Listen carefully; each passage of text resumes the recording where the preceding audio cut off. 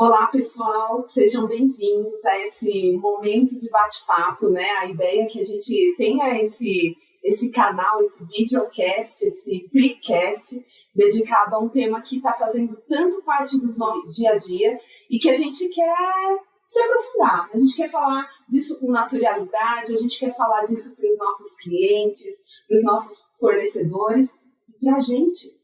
A gente precisa, né, se conectar com esse propósito do que essas 3 letrinhas mágicas, ISD, trazem para a gente e o quanto o nosso negócio, o quanto a Prysmian está inserido nesse propósito de humanidade. E é isso que a gente vai falar hoje.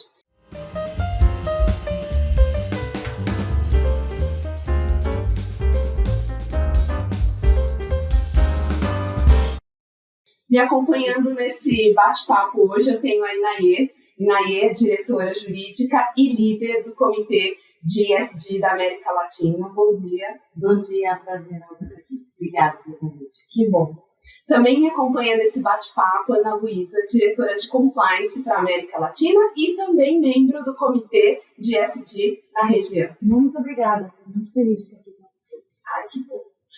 E conosco, por último, não menos importante, Renan Rocha, responsável por QHSE na América Latina e também membro do Comitê de ESG na região. Bom dia, tudo bem? Super honrado também aqui, ter super líderes. Ah, que honra, né? Nossa, já começamos assim. Bom, esse é um tema muito extenso, se a gente quiser que ele seja extenso. Mas hoje a ideia é transformar esse vídeo num manual prático do que é ESG. Então, vai visitar um cliente, vai falar com o fornecedor, vai falar entre a gente. Essas 3 letrinhas precisam fluir no nosso dia a dia. Então, usem e abusem do uso desse material prático no seu dia a dia. Para começar, a gente precisa saber de onde esse conceito vem, né? De onde esse propósito, de onde essa história de ESG surgiu. Não é de hoje, né, Inaê? Não é. Apesar de estar muito forte no nosso dia a dia hoje, não é de hoje. Conta pra gente. Bom, o primeiro termo, ESG, significa, e a gente vai falar muito isso aqui, né? Environmental, Social and Governance, ou seja, ambiental, social, governança. Inclusive, a gente pode falar ASG em português, fica mais fácil. A impressão que dá é que um dia todo mundo acordou e resolveu falar ESG nas empresas. E realmente dá essa impressão de que de um dia para o outro o assunto surgiu cada vez mais forte, um monte de palestra, um monte de discussão, comitês em todos os países da América Latina. Mas, como você comentou, não é um tema novo. Na verdade, desde a década de 70 se discute a parte de sustentabilidade nas empresas. Mas era uma discussão muito mais universitária, uma preocupação dos ambientalistas, mais acadêmico, mas ainda assim com uma preocupação da responsabilidade das empresas. Mas o assunto ficou sério mesmo, e o termo foi usado pela primeira vez em 2004, o Kofi Annan, esse nome é bem conhecido, né? Ele era bem famoso, o secretário-geral da ONU. Ele convidou os maiores financiadores mundiais para uma reunião e mostrou para os financiadores que não era só uma questão de salvar o planeta, era uma questão também de salvar as empresas no futuro. E desse encontro surgiu o termo ESG e também surgiu um relatório chamado Who Cares Wins. Quem se importa, ganha. Ou seja, quem não se importa vai ficar para trás. Isso foi crescendo cada vez mais. Em 2002, inclusive, o Larry Fink, que é o presidente da BlackRock, que é hoje assim, a maior investidora mundial, e inclusive a maior investidora e acionista da Prysmian, com 17%, ele escreveu uma carta aos CEOs das empresas, dizendo basicamente: eu vou dar preferência para as empresas que tiveram um programa sério de ESG. E aí as empresas despertaram e começaram a se mexer. Então, as coisas não surgiram de repente, mas elas foram ficando cada vez mais sérias. Sim, sim. E aí vieram aí algumas categorizações, os ODS, né? Acho que ODS todo mundo já ouviu falar em algum momento, que são aqueles quadrinhos coloridos, que a gente vai ter oportunidade de explorar um pouco mais, mas excelente contexto. Né? Acho que... É verdade, os ODS surgiram, esses que a gente conhece hoje, em 2015, né, também, da ONU, como sendo uma aspiração mundial, e ela é bem idealista, né? Por exemplo, pobreza zero, bem idealista. Mas são 17 ideais que as empresas devem perseguir, que todos devem perseguir. E aí todas as empresas, quando elas estabelecem as suas metas, elas analisam essas 17 aspirações e verificam o que tem mais a ver comigo, né? Em que eu posso ajudar nessas aspirações. E elas analisam lá, por exemplo, qualidade da água. É uma coisa que nem toda empresa tem a ver, né? Diretamente. Então, a empresa analisa o que ela tem mais a ver, que ela pode contribuir. E aí, dessas 17, ela pega 6, 10, 4 e cria metas relacionadas a essas aspirações para que ela possa fazer parte dessa intenção, né, da ONU. Eu acho que é muito legal, em relação aos objetivos de desenvolvimento sustentável, é o conceito de que, no começo, quando a gente falava de sustentabilidade, como eu estava falando, estava muita gente olhando, é meio ambiente, né? Isso aqui é sustentável, é meio ambiente. Mas, na verdade, eu sempre digo que talvez um bom conceito, uma boa palavra, seria a palavra perenidade. E quando a gente olha os objetivos, no final o que a gente quer é que qualquer instituição, a humanidade, seja perene no sentido, a gente precisa tentar se manter vivos, eternos, de uma maneira positiva, não só existir, mas existir de uma maneira sustentável, legal. Sim. E aí isso, obviamente, vai passar não só por um tema ambiental, mas também com as pessoas, como que a gente vai fazer essa construção.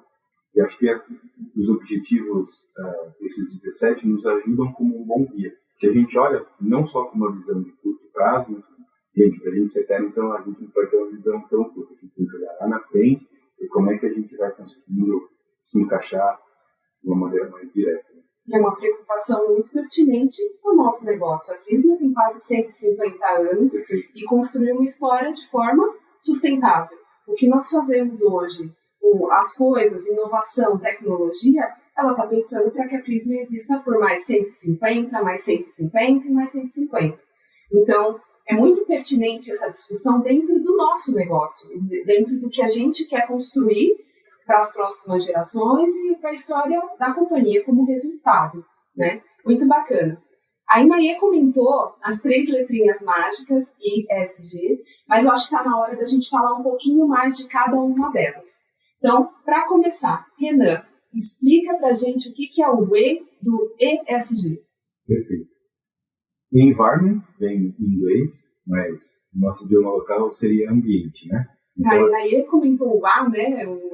Cada vez mais tem sido usado o ASG. Faz sentido, né? Vamos falar ESG. A gente pode falar ASG. A gente tem quase que a mania, né, de falando tudo em inglês, falando siglas e tal, mas é basicamente meio ambiente. Quando a gente pensa em meio ambiente, as preocupações gerais, a gente pensa, obviamente, no planeta, mas muito abrangente, tem muita coisa aí. O que a gente normalmente tenta atuar de maneira mais direta, quando a gente fala de meio ambiente, são 4 aspectos. O primeiro, que acho que é uma coisa que é muito viva e é muito parte do nosso core business, acho que isso é legal também, é o tema de mudanças climáticas e energia. Então, esse é um ponto que a gente precisa muito focar no sentido da gente conseguir ter uma atmosfera que seja uma atmosfera respirável, que nos ajude a ter um clima que a gente não vai ter muitas surpresas. E aí, muito do que as pessoas falam, mas é tão importante assim o tema de mudanças climáticas, qual que é a preocupação? A preocupação principal aí está exatamente no tempo que a gente teria para conseguir se adaptar a essas diferenças. Então, da forma como tudo está, se a gente tem uma mudança importante de chuva, a gente vai começar a ter tempestade onde não tinha, a gente vai ter água onde não deveria ter e vice-versa, a gente vai ter muita dificuldade em relação ao plantio, então, temas de alimento para a gente vai ser super complexo, então esse é um primeiro contexto.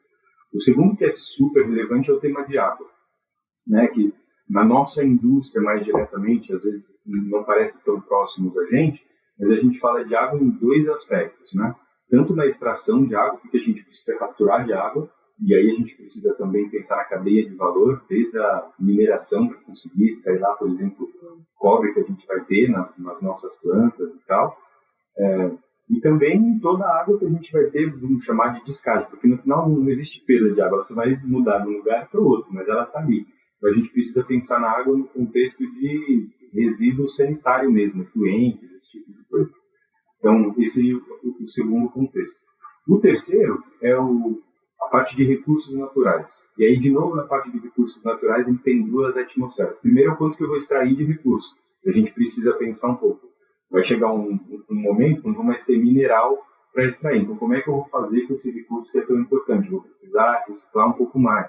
E aí, quando eu começo a fazer isso, obviamente, eu vou precisar trabalhar a parte dos resíduos, de todos os, vamos dizer, os processos que eu fui tendo, gerou alguma coisa que eu vou fazer com aquele material. Então, os impactos que você... Exatamente. Então, essa gestão de resíduos é muito importante, até para não atrapalhar nas outras coisas. Então, por exemplo, se eu pegar meu resíduo e colocar num aterro sanitário, ele pode atrapalhar o meu lençol freático, que vai me prejudicar no tema da água. E aí começa... É muito amplo. É muito amplo. E o último, que também é bem relevante, cada vez está mais forte na agenda ESG, é a parte de biodiversidade. Principalmente para a nossa existência humana e de vida em geral, a gente depende muitíssimo da biodiversidade. E aí, sim, a gente está falando das pequenas abelhas até qualquer tipo de espécie, desde um mamífero, um réptil, o que quer que seja. Não só pelo caráter, né, que às vezes as pessoas pensam, os ambientalistas querem aí cuidar das araras, né, porque elas são bonitas e tal, mas é que tudo é uma rede muito... perfeita e fechada. Quando a gente tira ela, a gente tem um impacto super significativo.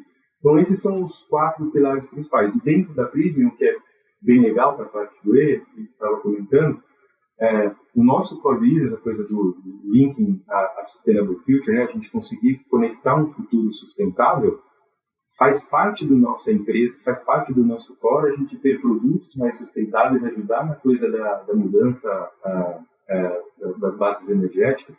Então, ajuda muito. É um conceito romântico, né? O quanto a Prysmian está inserida aí, a gente fala, poxa, quantas empresas podem dizer o quanto são essenciais nesse processo de transformação energética, transformação digital, muito bacana. Acho que é isso. É isso, quando a gente fala de E... De ambiente é só tudo isso. É só tudo isso. Ah, tá bom. Então vamos conhecer mais uma letrinha. E aí a gente volta para ir na E, para a gente entender o S. O que é o S do ESG? O S do ESG são as pessoas, basicamente. A preocupação com pessoas.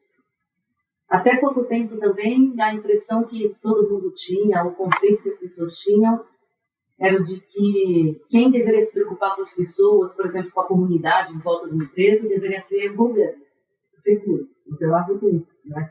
E cada vez mais a gente percebe que as empresas também têm uma responsabilidade, né? Se nós estamos inseridos hoje numa comunidade mais simples, com necessidades, e a empresa, exatamente, de educação, de alimentação até, e a empresa sente que ela não tem absolutamente nada a ver, será mesmo que não tem? Será que só o governo deve se preocupar com isso ou nós também? Então, esse é um aspecto do S. E também tem um aspecto da diversidade, da inclusão das pessoas, de dar oportunidades para as pessoas, que elas participem também, que ao olhar para o lado numa empresa, a gente enxergue pessoas diversas, diferentes, e não sempre o mesmo tipo físico, da mesma raça, do mesmo gênero, que é o que a gente vê hoje, das mesmas classes sociais.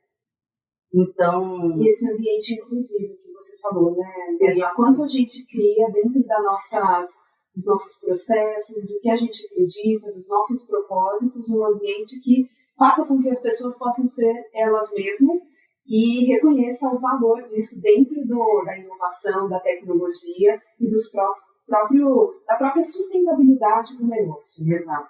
e de forma ativa. Porque hoje existe, mesmo que não haja um preconceito, a postura da empresa é passiva. Se aparecer alguém na minha porta, eu não vou ter nenhum tipo de preconceito. Mas as pessoas não vão conseguir chegar na nossa porta.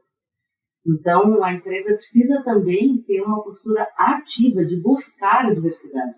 E não só de aceitar a diversidade. É muito diferente. E hoje a Prysmian tem, inclusive, metas muito claras de diversidade, começando por gênero. Não dá para começar por tudo. A Prysmian começou pela parte de gênero, com metas claras, percentuais, de quantas mulheres devem existir hoje nos escritórios, em diferentes níveis, até 2025, depois até 2030, também na parte fabril, até 2025, até 2030. E esperamos que essa diversidade também seja ampliada para raça, orientação sexual, etc. Religiosa. Exatamente. Até porque trazer perspectivas diferentes faz com que as ideias, o desenvolvimento do mercado seja melhor, né? Sim, trazer alguém que teve uma história de vida diferente, contribui muito também, não é só pela parte, não é positivo ter diversidade, porque precisamos fazer, não, porque realmente a gente vai conseguir ter uma visão mais holística e vai conseguir ser melhor. Existem estudos demonstrando que a inovação aumenta, né, quando você tem diversidade. Porque se eu estou num ambiente discutindo alternativas e soluções com as mesmas pessoas que vieram da mesma formação que eu, que pensam da mesma forma, a gente vai pensar da mesma forma. Significa que eu não vou conseguir sair daquele tipo de pensamento.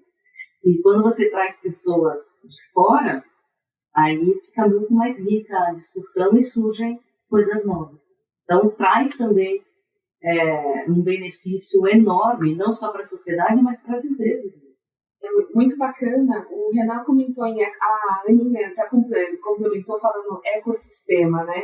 E a gente estava falando só da parte de ambiente, mas o quanto a gente também vê esse ecossistema existir quando a gente fala do social. Né? Então, o quanto eu impacto em comunidade, o quanto eu impacto nas nossas pessoas, e é mais um ecossistema no qual a Prysmian também tem inserida. Muito bacana. E aí, para falar de mais uma letrinha do ESG, aí agora a gente conta com a Ana Luísa para falar do G. Conta pra gente, Ana, o que significa o G do ESG. Legal. Então, o G significa governança, e talvez seja aí a palavrinha menos encantadora, menos conhecida, né? E talvez menos fácil de ser compreendida, né? Daí porque a importância da gente estar aqui, da gente falar um pouquinho dela, porque na verdade a governança nada mais é do que o caráter da empresa, aquilo que vai sustentar realmente as decisões e as visões e as metas que vão ser definidas, tanto para atingir bons resultados como para atingir bons resultados em S. Então o G tem muita conexão com os valores da sociedade, com o caráter da sociedade, com a ética da sociedade. E aí, como é que a gente define isso, né? Como é que a gente, num ambiente corporativo, fala de caráter, né? Fala de ética? A gente fala através de políticas e procedimentos que determinam a forma como as pessoas devem agir quando elas estão atuando em nome da Prysmian. Sejam elas funcionários da Prysmian, ainda que sejam terceiros ali atuando em nome da Prysmian. Porque a ética e a moral ela pode ser diferente em cada ambiente que um ser humano participa. A ética na minha casa não é exatamente a ética da Prysmian, que não é exatamente a mesma ética de onde a Inaie, por exemplo, está inserida. Então a gente precisa conhecer qual é a ética da Prysmian. E aí, para isso, existe esse departamento de compliance que participa aí muito fortemente dessa produção de políticas e de procedimentos que vão ajustar esse caminhar, que vão definir esse caminhar. E a Prysmian tem um compromisso muito grande com governança. A Prysmian tem aí um leque de políticas muito bem estruturadas, desde aí do código de ética, com toda aí a base comportamental que é requerida de um colaborador da Prysmian. E aí a gente vai avançando, por exemplo, para o nosso, por exemplo, canal de denúncia, que é um canal de denúncia externo, extremamente estruturado, com a opção de denúncias anônimas, inclusive feitas por colaboradores ou externos, amplamente divulgado na nossa página extranet, divulgado na nossa página intranet, permitir que as pessoas possam vir até nós com seus comentários, suas críticas, suas denúncias, ajuda com que a Prismia seja transparente. Transparência está aí no core dessa expressão governança. Ser transparente, falar e fazer de forma consistente. Isso é um ponto agir, importante. Pensar e falar de forma consistente. A governança ela traz um pouco desse cenário de ordem, de ordenamento. Daí porque talvez seja aí a parcela do ESG mais voltada para dentro, mais voltada para nós nos educarmos a sermos membros de uma entidade que, por seu caráter, vai ser perene. Não está aí sujeito a uma grande crise moral, uma grande crise reputacional. Então, a governança tem essa conexão com a perenidade, eu acho que ela é importante aí. Eu ia comentar exatamente isso que você disse sobre a reputação, né? Porque enquanto tudo vai bem, simplesmente funciona. É como o trabalho doméstico, né? Quando a casa está limpa, ninguém percebe que há um problema. Ninguém percebe que alguém fez algo. Agora, quando a casa está suja, aí a gente vê. É a mesma coisa. É isso. E a reputação também é assim. Enquanto está tudo funcionando bem, ninguém percebe. Agora, se algo não funciona bem na governança, pode acabar com o empresa. De um dia para o outro. A gente tem visto muito isso, né? Hoje em dia, nos jornais. Por exemplo, a questão do trabalho escravo. Isso tem tudo a ver com governança. Políticas claras, auditoria, determinante, verificando o que está acontecendo, está na cadeia de fornecedores. Ninguém vê. Agora, quando acontece qualquer tipo de desvio, acaba com a empresa. Então, a governança é política. A governança é interna, mas quando ela não funciona, aí ela vaza. Né? Aí vira externa. E aí impacta, sim, a possibilidade da manutenção de uma corporação por um longo período. Ele pode ser absolutamente catastrófico e desastroso. E a governança, ela de alguma forma, retira ou ela diminui a capacidade ou a possibilidade de um líder, por exemplo, de recursos humanos, tomar uma decisão que possa impactar negativamente a reputação. Por quê? Porque nós somos seres humanos, pessoas com diferentes valores morais e éticos. Mas é importante que, enquanto atuando naquela posição e representando a Prismia, haja um comportamento que, baseado em um conjunto de regras internas, impedem que aquele determinado colaborador adote uma ação que pode resultar numa caracterização futura de trabalho escravo. Mas eu não sabia que eu fazendo isso eu poderia estar aí expondo o empregado a condições desumanas de trabalho. Não, você sabia, tanto sabia que tem aqui uma regra do que precisa ser observado quando se trata da contratação, da salubridade e da qualidade de vida do empregado. Então, essas políticas, elas fazem com que, de alguma forma, todos nós tenhamos um compromisso, uma proteção, um guideline. Então, eu fico muito honrada assim, de fazer parte aí desse elo do ESG. E a gente treina, e a gente instrui, e a gente capacita, e a gente divulga, e a gente comunica, exatamente para a gente poder criar essa proximidade, né? Essa conexão com as pessoas, esse compromisso de que elas saibam todas, sendo Prismia ou externos, que estão protegidas por essa grande instituição que é a Prismia. Dessa forma humana e amorosa. Todos estamos numa trajetória contínua de aprendizagem. Né? Ninguém nasce sabendo tudo e o importante é o quanto a gente também, como companhia, conduz isso.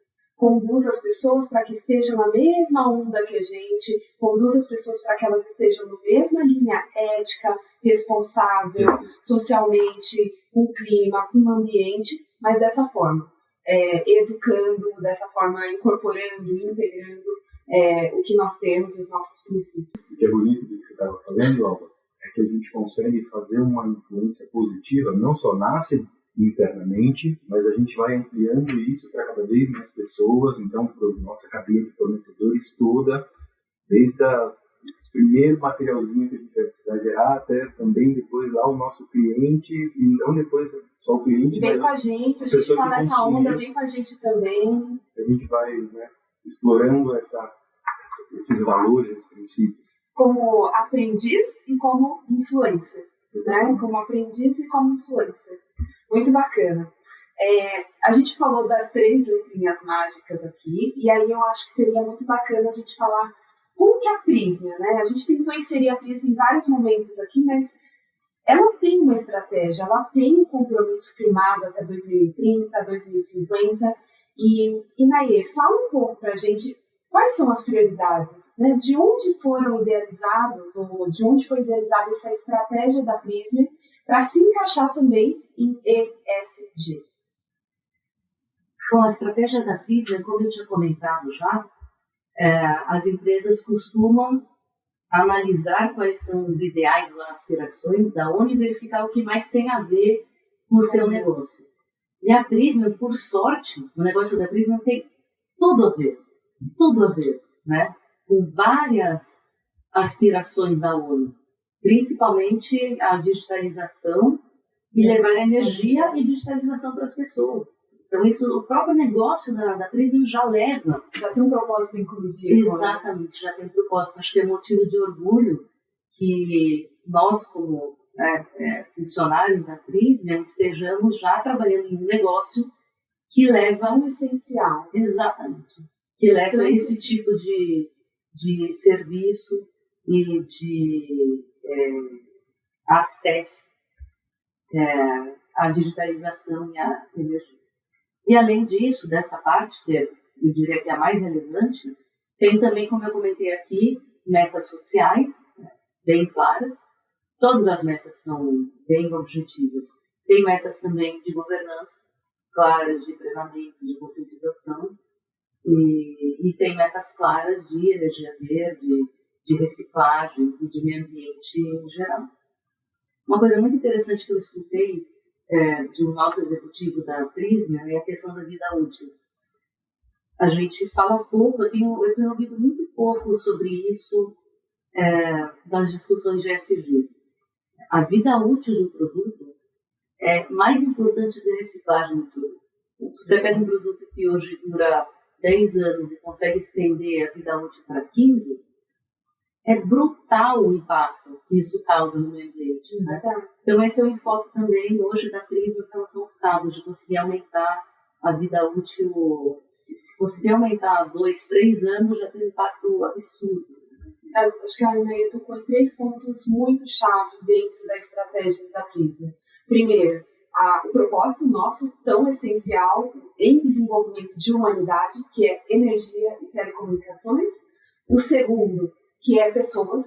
Então, onde a gente está inserido, as comunidades, como a gente impacta com inclusão, inclusive. E o segundo ponto é esse último, que é da durabilidade, né? Pensando, inclusive, que os recursos naturais, eles são escassos. Como nós como companhia, mais do que pensar, produzimos alguma, vamos reciclar, vamos voltar isso para o processo, tal, mas como que a gente consegue ter soluções, produtos inteligentes que se adequem a esse fato? É um fato. Já pensar no desenvolvimento do produto desde quando ele é idealizado, já pensar em sustentabilidade. E a Prisma também já tem feito isso, né? Quando vai pensar no design novo de um cabo, já analisar, será que esse cabo é sustentável? Será que não é? Será que eu posso substituir algum material por outro mais sustentável, que inclusive já tem sido feito, né, a substituição do polietileno por material de cana-de-açúcar? Então, isso também tem um impacto enorme. A gente está falando bastante de uma coisa que cada vez está mais viva para a gente, que é a análise do ciclo de vida. E aí essa análise do ciclo de vida, acho que é bem surpreendente, né? Tem uma leitura mais lenta, porque, engraçado, né? A gente tem a percepção geral de que o principal impacto ambiental, social, você fica numa fábrica, né? Uma fábrica que consome muita energia, mas é quase que nada fábrica perto do principal impacto realmente está na parte da aplicação do produto, na utilização, já depois que ele, vamos dizer, morreu ali, que não tem mais energia. Essa análise do ciclo de vida faz muito sentido. Muito bacana. Nem parece, mas o bate-papo está chegando no fim, porque foi tão fluido, foi tão leve, e eu sei que a gente poderia ficar mais umas 2 horas aqui falando bastante, porque como a gente comentou aqui em muitos momentos, é o propósito, é o quanto a gente respira, né? O nosso negócio, ele respira alinhamento com o ESG. Então a gente consegue começar a abrir os olhinhos e ver o ESG caminhando nos nossos corredores, nas nossas fábricas aqui. Eu queria agradecer muito vocês por estarem aqui nesse bate-papo. Foi muito, muito bom. Eu acho que não só para a gente, porque acho ótimo quando a gente se encontra, mas que as pessoas usem isso de verdade como um manual prático do que é ESG e como a Prysmian está inserida nesse cenário. Vamos ter mais discussões, sim, porque o tema é amplo. Nós estamos inseridos agora, a Inaê, como líder do comitê para a região da América Latina, está criando uma governança, uma estrutura que a gente vai sair com muitos grupos de trabalho, muitas iniciativas, e todos precisam conhecer, né? E participar, e estar com a gente, e estar envolvido, porque não é a partir de agora, já é feito muita coisa boa em toda a região, a gente tem que conhecer essas boas práticas e tem que fazer mais, né? Então, teremos mais sessões para falar disso. Convido todo mundo a conhecer o relatório de sustentabilidade da Prysmian. A Prysmian, como empresa compromissada e aí com capital aberto, principalmente, aí a gente fala do impacto que a sustentabilidade e o financeiro tem dentro desse contexto ESG, tem um compromisso da Prysmian. Então, tem o relatório de sustentabilidade disponível no website da Prysmian, aberto para todos conhecerem. É um material rico, é um material amplo, mas que abre a nossa cabeça para conhecer o quanto estamos mesmo compromissados e inseridos dentro desse contexto global. Então, muito obrigada e até as próximas. Obrigada pela sua convite. Obrigado.